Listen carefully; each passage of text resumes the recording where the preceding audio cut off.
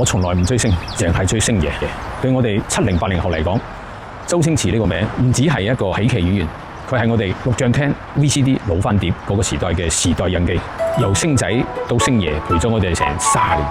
今次功夫女足7月11號上映，你去唔去睇呢？7年磨一劍，零宣發冇海報，預售8個鐘頭破千萬，依家已經衝破3300萬，拍支包咗18場。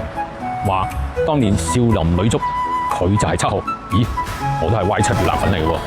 哇！今次呢，話捉翻個緣分，網上周圍都話爭星爺一張飛，70後錄像廳睇，80後老翻碟睇，幾多人真係未試過正正經經俾翻張飛？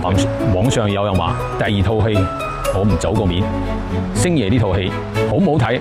我呢個面一定要走。但尋日我又插到另外一種聲音話欠飛呢2個字呢，由2013年西遊降魔講到而家2026，講咗成10幾年啦，係咪已經由情懷變成咗營銷話術啦？我都想問下甜品道嘅朋友，呢個面你走唔走啊？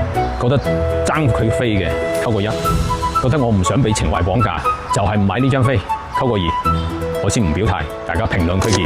其他的電影我走不了這個面，星爺是出片的，無論好不好看，這面我一定走一個。